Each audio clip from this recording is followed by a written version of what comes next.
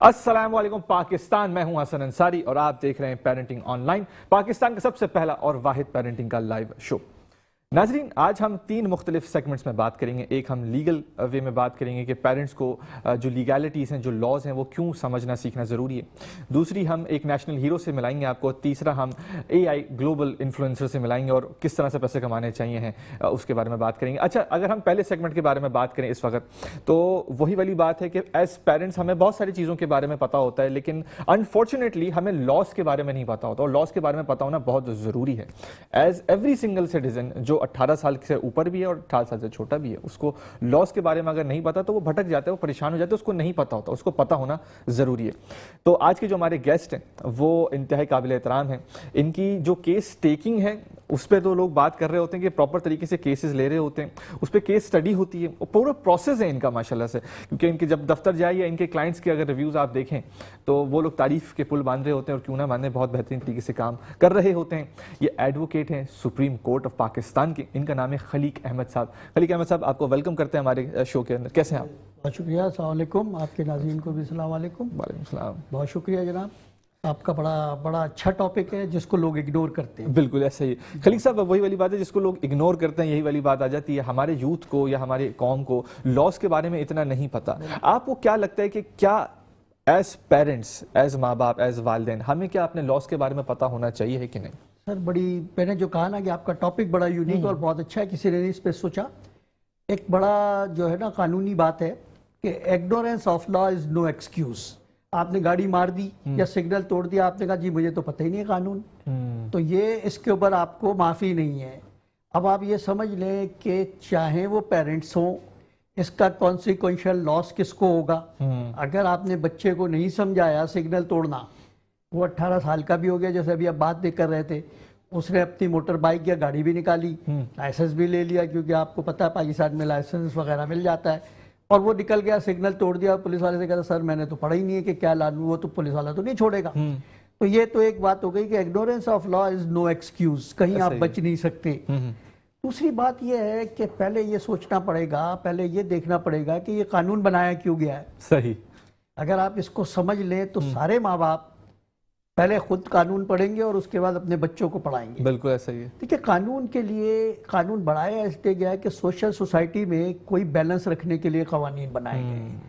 आपको आपका राइट जो है वो आपकी कानून की किताब बता रही है। ऐसा ही है, ठीक है ना। तो जब आपको कानून की किताब बता रही है, जरूरी नहीं कि आपको सारे कानून पता होना चाहिए कि जी आप वकील के पास ना जाएं, मुकदमात भी लड़ लें, ये नहीं है। लेकिन बेसिक है, जैसे कि अगर आपने अपनी गाड़ी रखी हुई है तो आपको 3-4 चीजें पता होती हैं कि जी आपको बैटरी भी रखनी है चेक, रात को गाड़ी बंद करनी है तो लाइट बंद करनी है, AC बंद करना है, ये बेसिक कवानीन है। ऐसा ही है। ये जब आप गाड़ी खरीदते हैं तो उससे पहले आप जो है ना गाड़ी खरीदने सोचने से पहले ही जो है ना आप ये प्रिकॉशंस ले लेते हैं, ये उसका कानून है। बिल्कुल।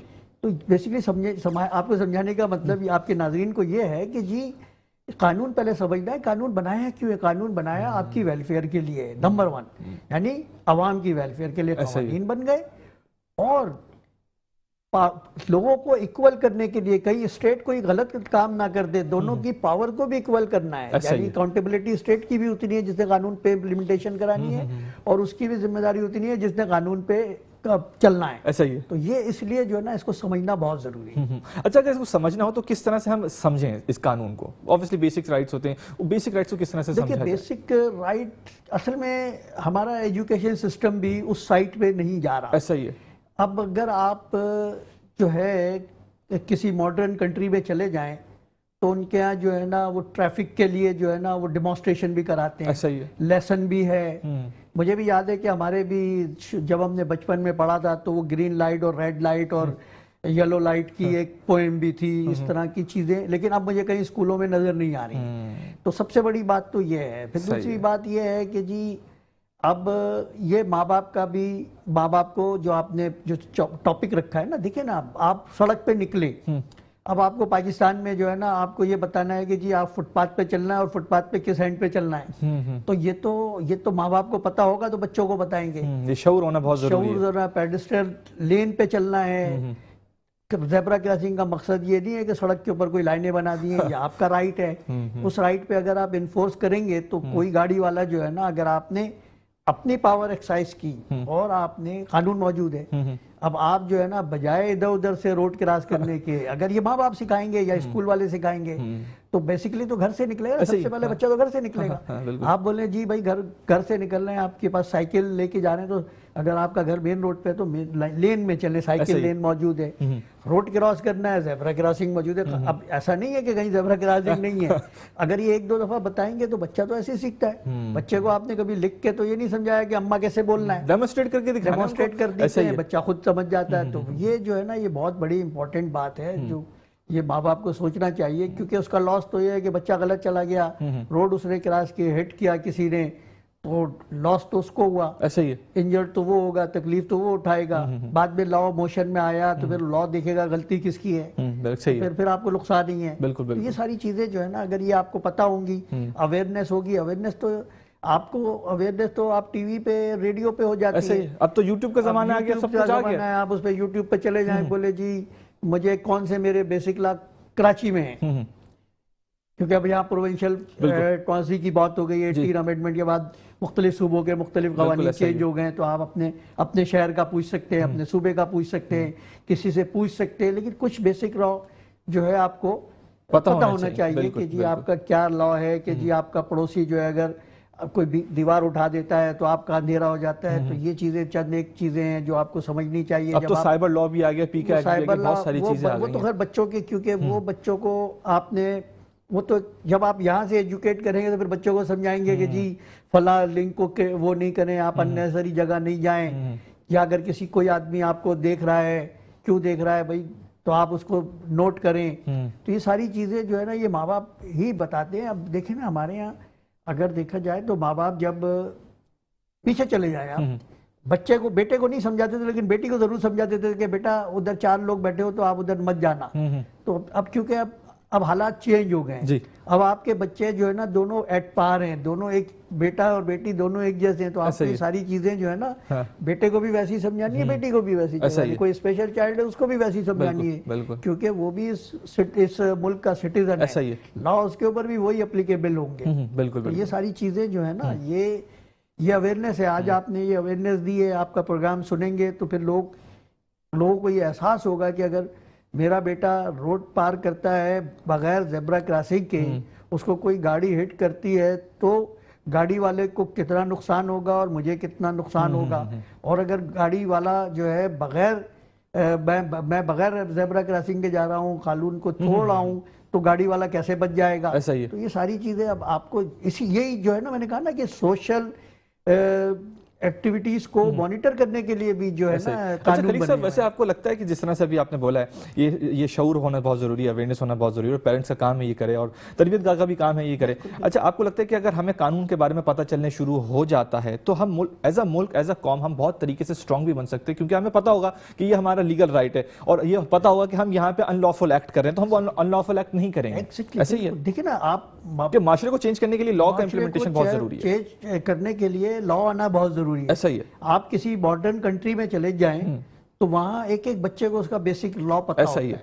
उसको एक एक बच्चे को अपना बेसिक लॉ पता होता है कि जी अगर जो है मैं किसी शॉप पे जाऊं और जो है ना उससे कहूं कि साहब ये चीज आपने सही नहीं दी है, तो वो जो है अगर वो मुझे कहे कि नहीं भाई आप ये रखे, तो वो सीधा कहेगा जी कस्टमर इज ऑलवेज राइट। ये इंटरनेशनल उनका अपना कानून बना हुआ है, वो आपकी चीज वापस करने का मजाज है। जी जी। हमारे यहाँ आप चले जाएं किसी होटल में तो बोला जी अगर आपने फूड नहीं लिया तो हम आपको वॉशरूम यूज़ करने नहीं देंगे, लेकिन वहाँ पे, बल्कि यहाँ हमारे यहाँ तो वॉशरूम है नहीं, वहाँ पे जो कैपेसिटी है होटल की तो उसमें जो है ना उन्होंने रेस्टोरेंट जो है उसमें उन्होंने होटल वॉशरूम रखना है पहले जी, तो ये सारी अब वो जो है ना कैसे हुआ, उस ऐसे नहीं हुआ, उसमें गया मुझ जैसा कस्टमर गया, मुझे पता है कानून, मैं सबसे पहले बोला भाई आपका वॉशरूम नहीं है, मैं तो कंप्लेंट कर रहा हूँ। तो ये चीजें जो है ना ये फिर उससे जो इसीलिए तो कहते हैं कि सोशल इकोनॉमी को बैलेंस करता है कानून। अगर कानून बनाए सिरे जाते हैं, कानून बनाने का पर्पज ही यही है कि जी सोशल उसको इकोनॉमी को और उसको सबको मेंटेन करें और बिल्कुल इस हर आदमी को अपनी बाउंड्रीज में काम रहने की, बेसिकली कानून का मतलब ये है कि हर आदमी अपनी बाउंड्री में काम करे। ऐसा ही है। ये है इस वजह से जब आपको पता होगा तो आपको ये नहीं बाउंड्री क्रॉस नहीं करेंगे, बाउंड्री क्रॉस नहीं ऐसे ही, करेंगे और कोई और आपकी बाउंड्री क्रॉस नहीं करेगा, आप नहीं करेगा, क्योंकि ऐसे ही। आपने भी तो जो चीज वापस की है तो उसको उसी तरह रखा है, ऐसा ही है। तो वो समझ जाएगा। तो फिर वो ये सारी चीजें जो है ना, जब ये कैसे आएंगी, अवेयरनेस से Awareness आएंगी, आएंगी। आप बताएंगे तो। अच्छा खलीक साहब, एक और भी बहुत बड़ा मसला है हमारा मुल्क और कौम में ना, एक थोड़ा सा पोलराइजेशन हो रही है। मतलब हो ये रहा है कि हमारे जो पेरेंट्स है वो अनफॉर्चुनेटली, बहुत खतरनाक बात है ये, वो ये कर रही है कि हमारे बच्चों को ना ये सिखा रही होती है, ये बता रही होती है इनडायरेक्ट तरीके से कि हमारा जो कानून है वो एक सा नहीं है, किसी के पास पैसा है, किसी के पास पावर है तो वो जीत जाता है, जबकि ऐसा नहीं है। ऐसे सैकड़ों हजारों वाकई हैं ऐसे, बल्कि शायद डेली ही होते होंगे सुप्रीम कोर्ट और हाई कोर्ट के अंदर, कि मुल्क और कौम को राइट मिलता है, बस लड़ना पड़ता है आपको। लाजमी सी बात है, आपको फैक्ट्स एंड फिगर्स दिखाने पड़ते हैं, और डिलेज जो होते हैं कोर्ट्स के अंदर वो भी लाजमी सी बात है इसलिए क्योंकि जजेस भी इतने नहीं है। अब जजेस हम जैसे लोग ही तो हैं जो जज बनेंगे, लेकिन अगर हम खुद जज नहीं बनना चाह रहे तो मामला तो इसी तरह से होंगे। तो हम किस तरह से पेरेंट्स को समझाएं कि भाई अपने बच्चों को ये नहीं बताओ, बच्चों को लॉस सिखाओ ताकि वो लॉस को इंप्लीमेंट करें। देखिए ना, वही यही तो कहने का, देखिए ना, अगर आपने रिजल्ट की तरफ देखा तो फिर आप एजुकेशन नहीं लेंगे, क्योंकि आपको खुद पता होता है कि जी मेरा बेटा कैपेबल नहीं है कि ये मैट्रिक पास कर सके, लेकिन आप फिर भी उसको एडमिशन दिलाते हैं।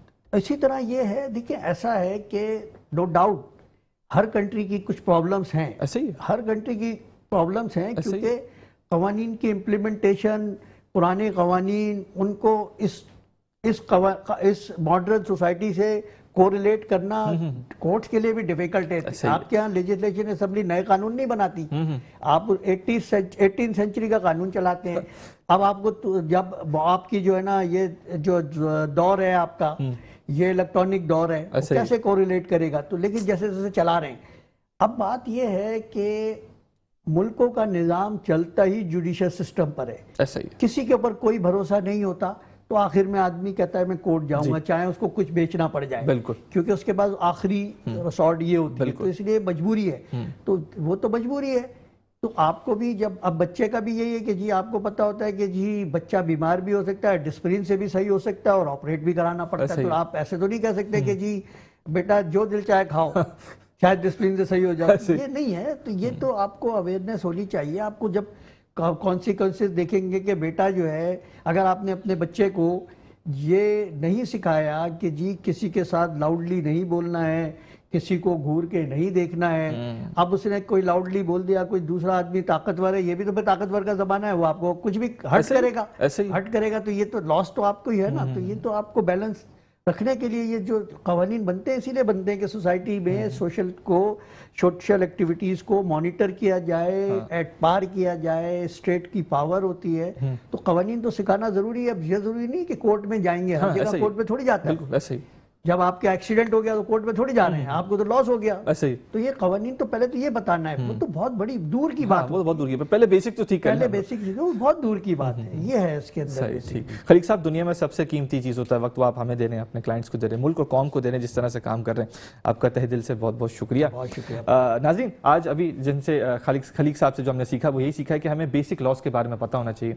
इंटरनेशनल जिस तरह से भी पूरी दुनिया में दूसरे मुल्क हैं, वो ऑब्वियसली बात है कि वो अपने बेसिक राइट्स के बारे में पता कर रहे होते हैं और उनको पता होता है। जिस तरह से इन्होंने बोला कि पहले राइम्स होते थे, पोएम्स होते थे, green light, yellow light, red light के हवाले से, और दूसरे भी तरीके से हमें इनडायरेक्टली डायरेक्टली वे में हमें सिखाया जाता था कि कानून किस तरह से होता है और उसकी पासदारी किस तरह से ज़रूरी भी है, और किस तरह से हमें अपनी बाउंड्री सेट करनी चाहिए। अगर हम अपनी बाउंड्री सेट करेंगे, कोई दूसरा बंदा अपनी बाउंड्री सेट करेगा तो वो हमारी बाउंड्री में नहीं आएगा और हम उसकी बाउंड्री में नहीं जाएंगे। तो एज मुल्क, एज कौम, हम एक साथ मिलकर एम्पावर करेंगे, एक एज अ कम्युनिटी एम्पावर होंगे। कहीं मत जाइएगा, एक छोटा सा वक्फा लेंगे, छोटे से वक्फे के बाद फौरी वापस आएंगे और हम एक नेशनल हीरो से आपसे मुलाकात करवाएंगे। कहीं मत जाइएगा। पाकिस्तान, आप देख रहे हैं पेरेंटिंग ऑनलाइन, पाकिस्तान का सबसे पहला और वाहिद पेरेंटिंग का लाइव शो। नाजरीन, अभी इस वक्त मेरे साथ जो स्टूडियो में मौजूद हैं वो पाकिस्तान का एक नेशनल हीरो मौजूद है। इनको तमगा इम्तियाज़ मिलने वाला ही है 23 मार्च को, और माशाल्लाह से क्यों ना मिले। इनके जो सालों की खिदमत है ना, इनका अगर हम रिवाइंड करें ना, बैक हिस्ट्री देखें, अब तो माशाल्लाह से 2026 का वक्त चल रहा है, अब तो माशाल्लाह से इनके पास पोजीशंस भी है, अब तो इंटरनेशनल ट्रिप्स भी चल रहे हैं, अब तो माशाल्लाह से जिस तरह से ये वोकल हैं, जिस तरह से ये बोल रहे हैं, बहुत बेहतरीन तरीके से एडवोकेसी कर रहे हैं डिसेबिलिटी की जब बात आती है। अब तो ये नेशनल हीरो हैं, लेकिन जो इनकी मेकिंग थी ना नेशनल हीरो की, वो दिलचस्प है। ये ज़माने पहले नवाब शाह के अंदर भी, लारकाना के अंदर भी, सक्कर के अंदर भी, हैदराबाद के अंदर भी, कराची के अंदर भी ये देखते थे और ऑब्जर्व करते थे डिसेबल बच्चों को, डिसेबल लोगों को। डिसेबल वैसे तो कहना भी नहीं चाहिए मेरे ख्याल से, डिसेबल तो ये है ही नहीं, माजूर तो ये है ही नहीं। मैंने इनके बहुत सारे प्रोग्राम्स देखे हैं जिसमें इनको बोला गया कि हाथों से माजूर। मैं इतना मुझे शर्म आई कि मेरे हिसाब से हाथों से माजूर ये बोलना भी नहीं चाहिए, क्योंकि हाथों से माजूर तो वो शख्स होता है जो गलत काम करता है, आंखों से माजूर तो वो शख्स होता है जो गलत काम कर रहा होता है। हम बहुत सारे ऐसे गलत काम कर लेते हैं और अपने आप को माजूर नहीं समझते, जबकि हम माजूर हैं। लेकिन अनफॉर्चुनेटली वही वाली बात है कि माशरे का एक लेबल है, एक टैग है, जो कि बहुत अनफॉर्चुनेट है। बहरहाल बात यह कि मेरे लिए नवाब शाह से आए, सैरी करके इन्होंने कॉल की, उन्होंने बोला मैं आपके लिए नवाब शाह से आ रहा हूँ। मतलब मेरे लिए तो वैसे भी काबिल एहतराम है, काबिल इज़्ज़त है, और माशरे से मुल्क कौम ने इनको तमगा इम्तियाज़ भी दिया है। इनका तारुफ जो है वो एक प्रेसिडेंट डाउन सिंड्रोम एसोसिएशन का भी है, उसके भी प्रेसिडेंट है ये, और उनका तारुफ जो है वो प्रेसिडेंट ये माशाल्लाह से national disable and development forum उनका भी है। इनका तारुफ बहुत सारे हैं, लेकिन मेरे ख्याल से इनका जो तारुफ है ना, वो तारुफ है कि ये इर्तज़ा आबिद लशारी के बाप है। तो अस्सलाम वालेकुम आबिद भाई, कैसे हैं आप? वालेकुम। इर्तज़ा भाई, इर्तज़ा तो माशाल्लाह से ऐसी ऐसी वीडियो बना रहा होता है, इर्तज़ा को मैं देख रहा हूँ तो मैं बड़ा इंस्पायर्ड हो गया इर्तज़ा से। क्या वीडियोस बना रहा होता है माशाल्लाह से वो, मतलब भाई समझा रहा होता है कि यार आपने करना है ये। जी जी, कैसे रिहेबिलिटेशन को माशाल्लाह समझ गया है, रिहेबिलिटेशन को समझ गया और समझा रहे हैं लोग। उसका वालिद काम करता है तो माशाल्लाह वो इंगेज है। अभी देखें माशाल्लाह उसकी एज जो है 5.5 साल है माशाल्लाह, और बीकन हाउस में पहली जमात में पढ़ रहे हैं और माशाल्लाह बहुत एक्टिव है, बहुत का शुक्र है। और इंशाल्लाह हम इस पे और मेहनत करेंगे ताकि इर्तज़ा आगे चल के कंट्रीब्यूट करे, इसी फील्ड में कंट्रीब्यूट करे। ऐसे ही क्योंकि हमारे बच्चों को बहुत ज़रूरत है ना, हमारे जो बच्चे बहाम जहनी माजूरी हैं, जिसमें आर्टिज़म आता है, डाउन सिंड्रोम आता है, ADHD है, CP है, सेरेब्रल पाल्सी, उसके साथ डिसलेक्सिया है, ये ऐसी माजूरियाँ हैं जिसको हम कहते हैं इनविजिबल माजूरी, नज़र नहीं आती है। मेरे हाथ हैं, हाथों की माजूरी नज़र आ रही है, मेरी टांग की माजूरी होगी वो नज़र आएगी, कट गई, ठीक है। मैं बोल नहीं पा रहा, मेरी नज़र आएगी, मैं देख नहीं पा रहा, मेरी माजूरी नज़र आएगी। मगर ये जो बच्चे होते हैं हमारे बड़े हो जाते हैं फिर भी बच्चे कहलाते हैं, क्योंकि वो IQ लेवल वो छोटा है और 50 लेवल तक इनका होता है, और क्रोमोसोमल जो डिसऑर्डर होता है वो डाउन सिंड्रोम में होता है, तो ये बच्चे ही कहलाते हैं। मगर 63 ईयर्स तक इनकी एज होती है। मगर देखें कि पूरी दुनिया में देखा जाए तो काम तो हो रहा है, फिर भी हम कहेंगे बड़ा फुकदान है। पाकिस्तान में देखें बड़े बड़े शहरों में कोई फैसिलिटी होगी उसको वो प्राइवेट होगी, मगर हमारे हैं छोटी जो डिस्ट्रिक्ट्स हैं, भली पंजाब के हों, सिंध के हों, बलूचिस्तान के हों, KP के हों, कश्मीर हो, GB हो हमारा, वहाँ पे आपको ये रिहेबिलिटेशन की प्रोसेस नहीं मिलेगा। सिर्फ कराची में फैसिलिटीज़ हैं, मगर क्या कराची बड़ा शहर है, कराची में हर बंदे की रसाई नहीं होती। ऐसा ही है। यहाँ प्राइवेट सेक्टर पेड फैसिलिटी भी है तो फ्री फैसिलिटीज भी है। मगर गवर्नमेंट ऑफ सिंध का बहुत बड़ा कंट्रीब्यूशन है। 2018 में कानून बना ना, DPD डिपार्टमेंट बना, तो उन्होंने बहुत सारी organisation of person with disabilities OPDs को इंगेज किया एज ए पार्टनर ऑर्गेनाइजेशन। उनको कहा गया कि क्या ऐसा कोई प्लान है, एजुकेशन का तो वो लेकर आओ, रिहेबिलिटेशन का तो वो लेकर आओ, स्किल डेवलपमेंट का तो वो लेकर आओ। मगर जो मेरा इदारा sir national disability and development forum and Pakistan down syndrome association, हम पहले ही काम कर रहे थे इन बच्चों पे। और 2009 में हमने डाउन सिंड्रोम एसोसिएशन बनाई, क्योंकि फुकदान था, पाकिस्तान में कोई काम नहीं कर रहा था। मैं भी जिस्मानी माजूरों के लिए काम करता था, फिजिकल के लिए, क्योंकि मेरी डिसेबिलिटी भी फिजिकल है, तो ज़्यादातर हमारे वहाँ पे। और पाकिस्तान में सबसे ज़्यादा जो रेशो है ना वो जिस्मानी माजूरों का है। अच्छा। पोलियो की वजह से, पोलियो की वजह से वो ज़्यादा वो हैं, तो ज़्यादातर वो दिखते हैं, उनके एक्सेसिबिलिटी की इशू इतने नहीं होते। ज़्यादा से ज़्यादा को रैंप का मसला हो गया, वरना वो बोल पाते हैं, दिमाग ठीक है, जनरल एजुकेशन में इंक्लूसिव एजुकेशन का हिस्सा बनते हैं, जनरल का बनते हैं, स्पेशल एजुकेशन पढ़ते हैं, मगर वो निकल जाते हैं। तो इस हवाले से निकल जाते हैं, तो वो ज़्यादातर वो कहते हैं ना गालिब हैं, उनका ज़्यादातर डोमिनेशन है डिसेबिलिटी सेक्टर पर। मगर ये जो इनविजिबल डिसेबिलिटी, इस पे कोई नहीं कर रहा, सिर्फ पेरेंट करते थे। पेरेंट कब कहाँ तक जाएं, पेरेंट्स ग्रुप बनाते थे, पेरेंट्स NGO नहीं बना पा रहे थे ना।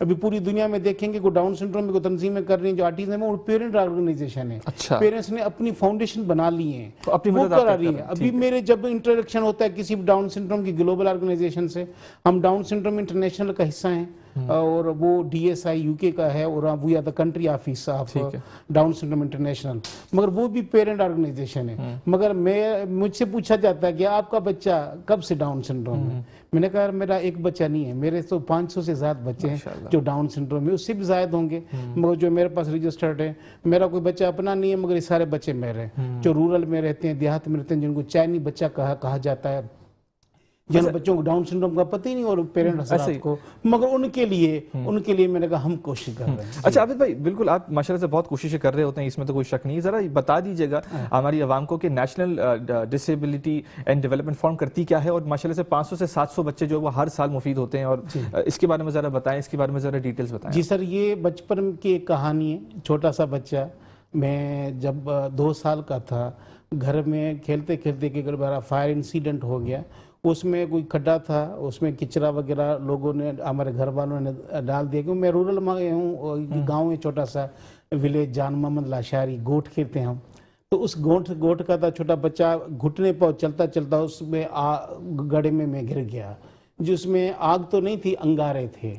उन अंगारे थे अंदर, मुझे पता नहीं चला, छोटा बच्चा बेहोश हो गया, पता नहीं क्या हो गया, मेरे दोनों हाथ झुलस गए और ये माजूरी मेरी मुस्तकल बन गई। इसी माजूरी के साथ क्या है था, ये जो मैं आपको बैकग्राउंड बताऊं ना रिहेबिलिटेशन का, वो मेरी माँ को क्रेडिट जाता है, जो थेरापिस्ट तो नहीं है, मगर वो मेरी माँ, मैं कहता हूँ हर माँ जो होती है बच्चे की ना, वो सबसे दुनिया की सबसे बड़ी थेरापिस्ट होती है। उसने मुझ पे मेहनत की। देखिए मेरे सिर्फ 2 उंगलियां काम करती हैं, ये 2 उंगलियों को इतना उसने काबिल बना लिया, उसने मेहनत की, मैं खुद कपड़े पहन सकूं, मैं खुद मुख्तियार हो गया, खुद इन्हिसार हो गया, किसी की मोहताजी मुझे नहीं हुई, कपड़े पहनना, खाना पीना करना। फिर जब तालीम का हिसाब आया तो इसी 2 उंगलियों में कलम पकड़ना सिखाया एक उस्ताद ने, जो उस्ताद बुजुर्ग था, 7 जमात पास उस्ताद होते थे किसी जमाने में, उसने बड़ी मेहनत करके मुझे कलम पकड़ना सिखाया। मेरा बड़ा रोता था, मुझसे नहीं लिखा जाता था, मगर उसने बड़ी जुस्तजू की। एक बच्चा जिसके दोनों हाथ नहीं है, उसको कलम पकड़ा कर कामयाबी के रास्ते पर भेजना, और उसको बड़े ताने मिलते थे कि इस बच्चे को मारते हो, उसने जुल्म करते हो, ये बच्चा पढ़ के करेगा क्या कि ये कामयाब इंसान बनेगा। मुझे नहीं पता क्या बनेगा, मगर ये कामयाब इंसान, उसकी ज़िंदगी मल्ला का शुक्र है सर। मैं पढ़ाई करके मास्टर्स इन सोशोलॉजी की, और उसी मैंने एक NGO बना ली, national Nawab Shah disability forum. उस इदारे के 7 साल काम किया, फिर नेशनल का लेवल का बनाया।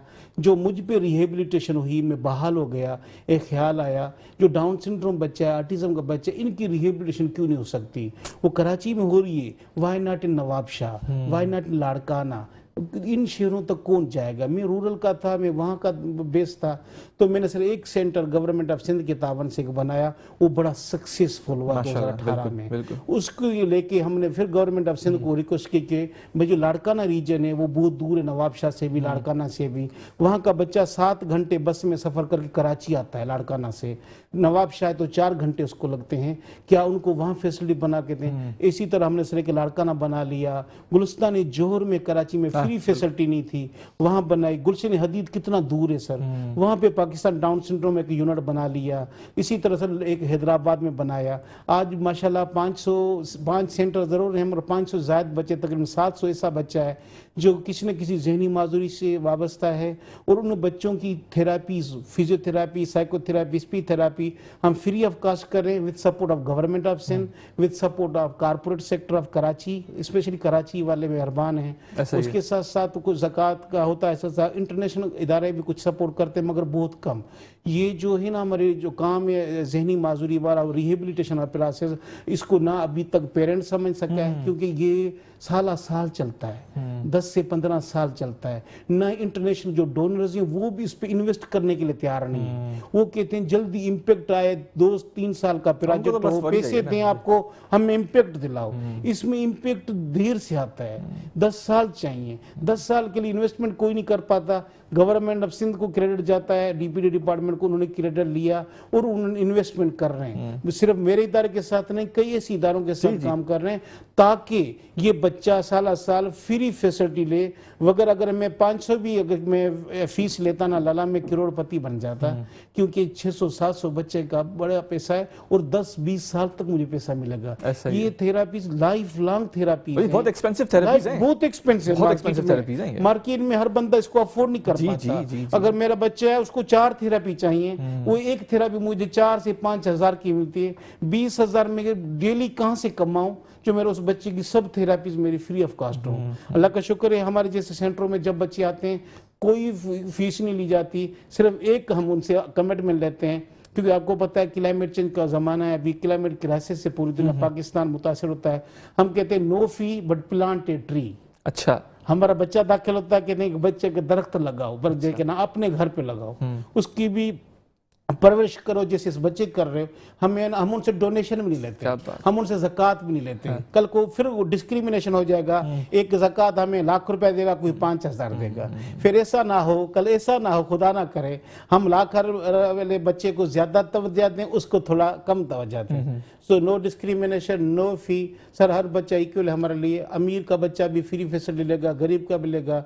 पर अल्लाह का शुक्र है हमारा काम इतना चल रहा है कि इन बच्चों की बहाली के लिए एक छोटी सी काविश की ये कोशिश कर रहे हैं। अच्छा आबिद भाई, माशाल्लाह से कोशिश और काविश तो आपकी माशाल्लाह से बहुत बेहतरीन तरीके से हो रही है। गवर्नमेंट सिंध कुछ लोग बोल रहे थे गवर्नमेंट सिंध क्या करती है, तो ये करती है गवर्नमेंट सिंध, ये आप देखें गवर्नमेंट सिंध ये करती है। अच्छा आबिद भाई, अब जरा ये बताइए कि जिस तरह से अभी आपने बोला है ना कि डिस्क्रिमिनेशन, अच्छा हम लोगों के अंदर ना, हम साउथ एशियन कल्चर जो है वो डिस्क्रिमिनेशन वाला बहुत है। हमारा अगर दोस्त भी होता है तो हम उसको डिस्क्रिमिनेट करते हैं, अनफॉर्चुनेटली अगर वो डिसेबल हो। तो हमारे माशरे के अंदर डिस्क्रिमिनेशन कूट कूट के भरा हुआ है, इसको हम किस तरह से सही कर सकते हैं? सर देखिए, जो एटीट्यूड है हमारा ना लोगों का अफराद माजूरी के लिए, तो वो बहुत बड़ा सख्त है। उसके लिए अवेयरनेस की बड़ी ज़रूरत है और उनको सक्सेस स्टोरीज बतानी है अफराद माजूरी की।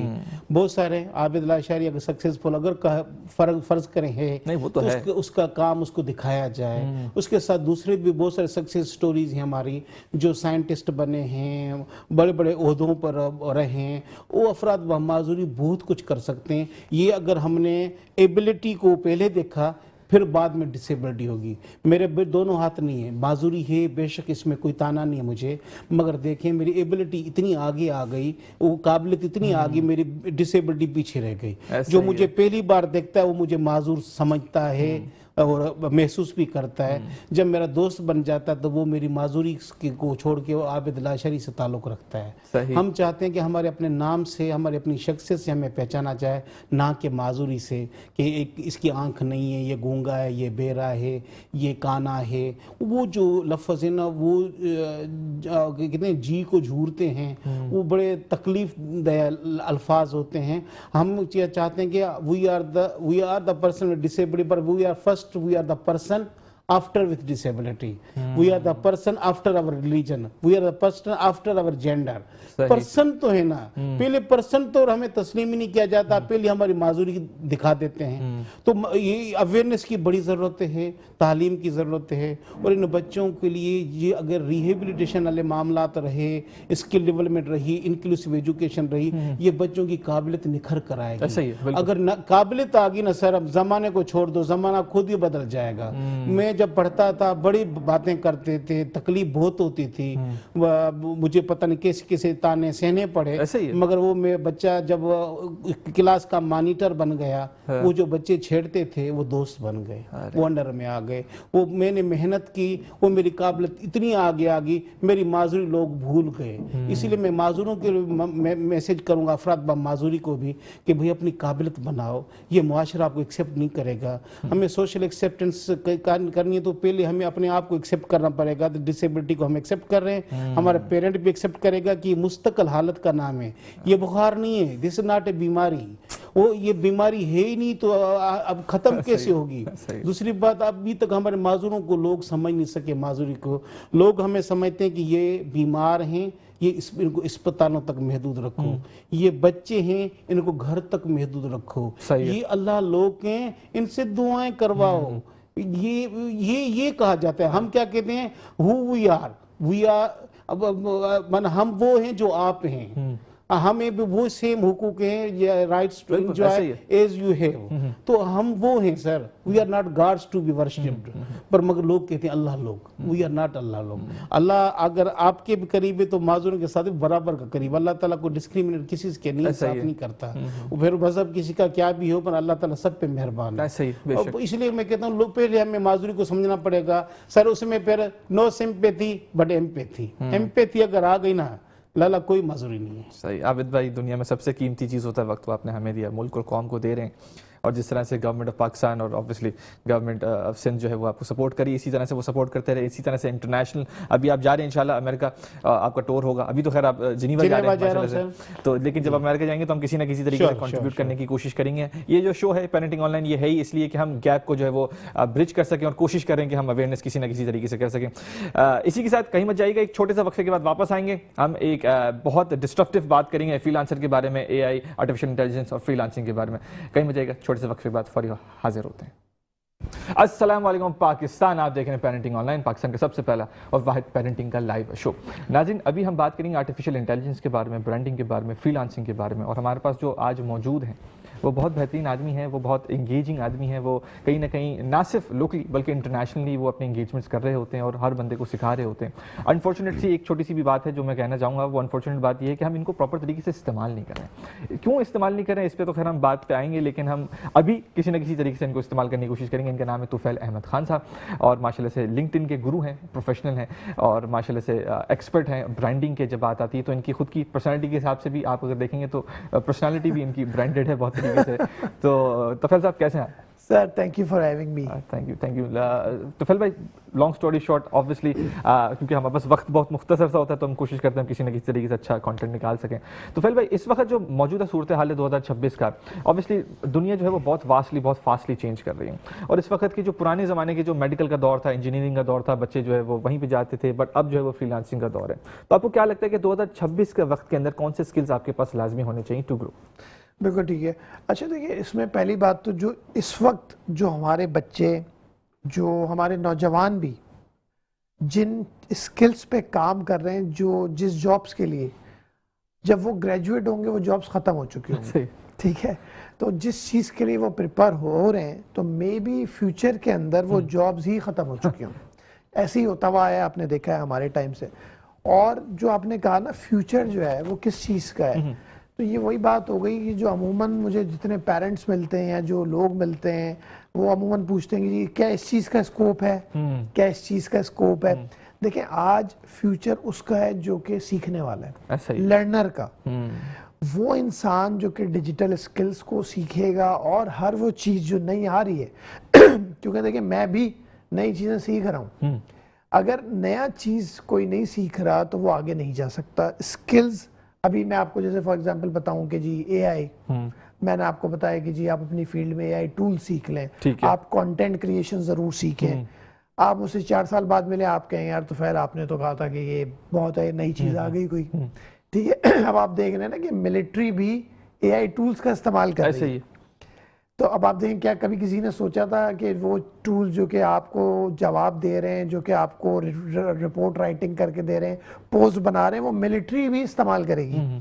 तो अब आप देखें कितनी चीज़ें चेंज हो रही हैं। तो मेरे ख्याल से वो लोग जो कि लर्नर अच्छे हैं, वो लोग जो कि प्रॉब्लम सॉल्विंग करते हैं, आइडियाज़ पे काम करते हैं, खुल के काम करते हैं, कंटेंट क्रिएशन सीख रहे हैं, इन्फ्लुएंसर कैसे बनते हैं, कैसे कंटेंट बनता है, AI के थ्रू कंटेंट कैसे बनता है, फेसलेस चैनल यूट्यूब पे कैसे बनाया जाता है, कैसे उसको मोनेटाइज करवाया जाता है।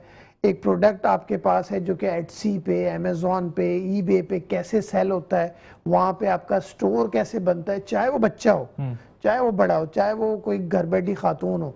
अगर वो ये सब सीखेंगी तो उसको आगे जाके काम आएगा। ठीक है। अच्छा तो फैल साहब, ये तो चलो ठीक है, करियर ग्रोथ के बारे में बात आ गई और इंशाल्लाह उसको लर्निंग कैपेबिलिटीज़ उसके अंदर होनी चाहिए, फिर वो किसी न किसी तरीके से अपना रास्ता बना लेगा। अच्छा, क्योंकि आप ब्रांडिंग एक्सपर्ट भी हैं तो ज़रा ये बताएं कि ऑब्वियसली एक बंदा है, अगर एक एम्प्लॉयर है, अगर एम्प्लॉयर जो है वो अगर आपको सर्च करेगा और आपका टिकटॉक या आपका इंस्टाग्राम या आपका फेसबुक किसी न किसी तरीके से देखेगा, आपने नेगेटिव कमेंट किया हुआ होगा या आपने अपनी ब्रांडिंग वीक की हुई होगी, तो ऑब्वियसली एम्प्लॉयमेंट अगर है तो वो चली जाएगी और अगर नहीं है तो वो नहीं आने वाली है आपके पास। तो ये भी जरा बताएं कि हमारे लिंक्डइन की प्रोफाइल्स, फेसबुक की प्रोफाइल्स, इंस्टाग्राम की प्रोफाइल्स बहुत ज़रूरी होती हैं, नॉट फॉर ओनली एम्प्लॉयर्स बल्कि वीज़ा के लिए भी, अगर आपको इंटरनेशनल जॉब भी चाहिए तो आपको चाहिए कि आप अपने फेसबुक को बहुत मोहतात तरीके से आप उसको यूज़ करें। और ब्रांडिंग एट द एंड फिर घुमा फिरा के पाकिस्तान की भी होती है, नेशनल ब्रांडिंग भी एट द एंड आ जाती है। तो इसके बारे में भी जरा बताइए। देखिए, इस पे बिल्कुल ऐसा है कि बहुत सारे लोग पहले समझते थे कि जब सोशल मीडिया उनका अपना है, ये पर्सनल है और ये मेरा पर्सनल प्रोफाइल है, मैं उस पर कुछ भी लिखूं, कुछ भी कमेंट करूं, कोई भी थॉट्स दूं, किसी भी इवेंट के बारे में कुछ लिख दूं, तो ये मेरा पर्सनल है, आपका इससे नहीं। अब ऐसा नहीं है।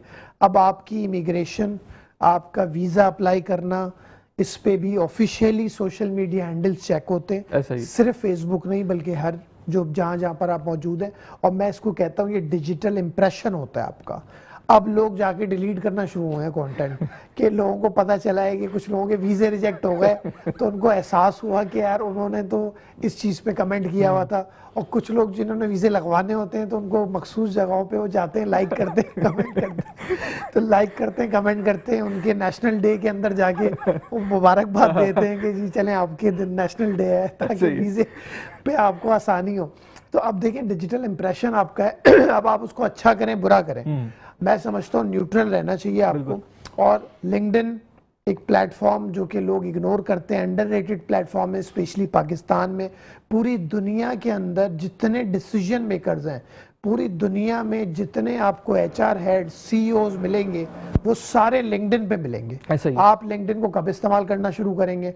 फेसबुक पे पूरी दुनिया आती है, फेसबुक पे कोई मसला नहीं अकाउंट बनाना, बट जो चैलेंज है वो लिंक्डइन है। तो आज से अगर आप लिंक्डइन को सीखें तो आप पूरी दुनिया में कारोबार कर सकते हैं, कोलैबोरेशन कर सकते हैं, ट्रैवल कर सकते हैं, लोगों से ब्रांड पार्टनरशिप्स कर सकते हैं, नौकरी के लिए बात कर सकते हैं, आप लोगों से मिलके कुछ सीख सकते हैं। और 200 ममालिक से ज़्यादा के लोग हैं, 57 मिलियन रजिस्टर्ड कंपनीज हैं, 1 बिलियन यूजर है लिंक्डइन पे, और ज्यादातर लोग डिसीजन मेकर्स हैं। और पाकिस्तान में बड़ा अंडररेटेड है। तो आप सीखेंगे तो अपना जो पर्सनल ब्रांड है, जो प्रोफेशनली आप ग्रो कर सकते हैं, वो लिंक्डइन पे कर सकते हैं। फेसबुक पे अगर आप हैं, पर्सनली भले यूज करते हैं, कोई इशू नहीं है, लेकिन आप अपने कमेंट्स, अपनी थॉट्स न्यूट्रल रह के, विदाउट कमेंटिंग, आप अपने मुल्क को बदनाम ना करें, किसी और मुल्क को भी बदनाम ना करें, चाहे वो कोई भी मुल्क हो। अगर आप उसकी भी बुराइयां कर रहे हैं तो आपके बहुत सारे टूल्स ऐसे आते हैं जिससे आपकी पूरी प्रोफाइलिंग खुल जाती है। और वो ना सिर्फ इमिग्रेशन और वीजा, बहुत सारे लोग ये भी होता है ना असन, वो कहते हैं जी हमें तो वीजे के लिए अप्लाई नहीं करना, हमें तो इमिग्रेशन के लिए नहीं करना।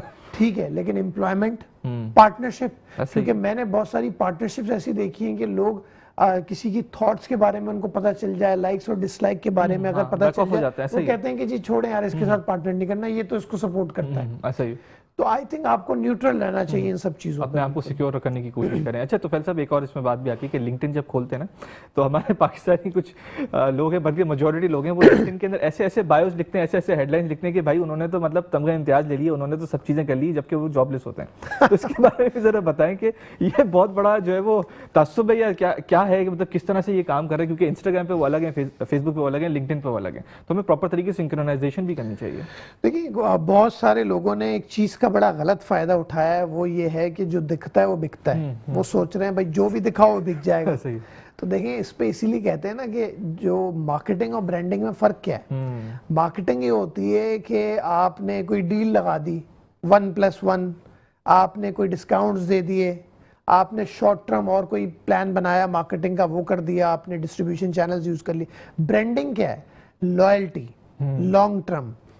आप अगर किसी को आप कह रहे हो जो दिखता है वो बिकता है, आपने chief disruption officer, chief growth officer आपने लगा दिया, लेकिन आप सोचें जब वो बंदा आपके पास आएगा या आपको ऑफलाइन इन पर्सन जब मुलाकात होगी और आपकी नॉलेज शेयर होगी, तो वो अंदाजा नहीं लगा लेगा कि यार आपने जो लिखा है, जो आप बता रहे थे, वो तो उसके बरक्स है। और यही मैं भी पढ़ाता हूँ कि ऑनलाइन और ऑफलाइन आपकी मार्केटिंग, आपकी ब्रांडिंग अलाइंड होनी चाहिए। ऐसा ना हो कि आप जो कुछ सिर्फ आप लिखने की बात कर रहे हैं, मैं कंटेंट पोस्ट की भी बात कर रहा हूँ कि अगर आप कंटेंट बहुत अच्छा पोस्ट कर रहे हो, आप हार्वर्ड के आर्टिकल्स, फोर्ब्स के आर्टिकल और उस पर थॉट्स दे रहे हो, लेकिन जब आपसे किसी ने मुलाकात की और पूछा यार जो कल आपने आर्टिकल डाला था बहुत अच्छी थॉट्स थी, उस पर मुझे एक कंसर्न है ये, और आपने कहा वो तो मैंने पढ़ा ही नहीं, वो तो मेरे सोशल मीडिया मैनेजर ने डाल दिया था। तो ये ऐसा नहीं होता। भले आपका कोई बंदा मैनेज कर रहा हो, भले आपकी एजेंसी मैनेज कर रही हो, बट थॉट्स आपके होते हैं। अगर मैं अखबार में आर्टिकल लिख रहा हूँ, मैं किसी जर्नलिस्ट को दे रहा हूँ, या मैं आर्टिकल अपने लिंक्डइन पे पब्लिश कर रहा हूँ, या किसी बाहर के इदारे में जा रहा है मेरा इंटरव्यू, और उसमें मैंने किसी की मदद ली है, थॉट्स मेरी होती हैं। इवन के चैट जीपीटी को भी मैं थॉट्स देता हूं तो वो पोस्ट बनाता है। मैं ये नहीं कहता चैट जीपीटी को, जिससे लोग कर रहे हैं आजकल, मैं ये नहीं कहता जी पर्सनल ब्रांडिंग और लिंक्डइन पे एक पोस्ट बना के दे दो, नहीं, मैं बाकायदा पोस्ट बना के खुद देता हूं, उसको थॉट्स देता हूं, हुक लाइंस बताता हूं कि हुक लाइंस इतने वर्ड्स की होनी चाहिए और इससे रिलेटेड हुक होनी चाहिए, एंड ऐसे करो और इसमें मैसेज ये डालो, फिर जाके वो पोस्ट होती है। लोग अमूमन चैट जीपीटी को भी इस्तेमाल करते हैं कि उसकी थॉट्स ले रहे होते हैं और उसको कस्टमाइजेशन भी नहीं करते। चैट जीपीटी आपके थ्रू मैं बता रहा हूँ कि चैट जीपीटी जब भी यूज करें, उसके अंदर कस्टमाइजेशन का एक ऑप्शन होता है, उसमें आप जाके अपनी पर्सनलाइजेशन करें, अपनी डिटेल डालें कि आपको क्या चीज़ें नहीं चाहिए, क्या चीज़ें चाहिए, आप क्या करते हैं, और फिर चैट जीपीटी को चैट पे भी आप सारा बताएं, अपनी सीवी दे दें कि जी ये मेरा प्रोफाइल है, मैं इससे रिलेटेड बंदा हूँ, ये मेरी टोन है लिखने की, कोई लिखा हुआ आर्टिकल, कोई पोस्ट पहले की दे दें कि मैंने पहले ये पोस्ट किए, और उसको बोले मेमोराइज कर लो।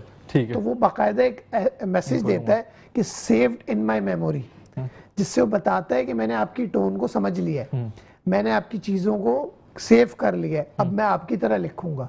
वरना अमूमन क्या होता है, बहुत सारे लोग कहते हैं यार अपना मोबाइल दिखाना, मेरे मोबाइल से चैट जीपीटी यूज करके पोस्ट बना के डाल दी। तो अब क्या है कि मेरे मोबाइल पे सारी पर्सनलाइजेशन मेरी हुई है, सालों से वो मेरा चैट जीपीटी मेरी टोन को समझ रहा है, मेरी एक्सपर्टीज को समझ रहा है। अब आपने अचानक से इस्तेमाल करके ले लिया, आपने कहा भाई पोस्ट ही डालनी है, कंटेंट ही डालना है, लोगों ने पढ़ना है नहीं पढ़ना है, भाई पोस्ट तो हो जाए मेरी। ठीक ठीक। तो फैल साहब, दुनिया में सबसे कीमती चीज़ होता है वक्त, वो आपने हमें दिया, हमारी ऑडियंस को दिया, पाकिस्तान को दे रहे होते हैं, लोगों को दे रहे होते हैं, आपको माशाल्लाह से बहुत बेहतरीन तरीके से, सिर्फ ना सिर्फ जिस तरह से मैंने कहा था नेशन वाइड नहीं बल्कि इंटरनेशनल आप दे रहे हो, तो उसका तहे दिल से बहुत बहुत शुक्रिया।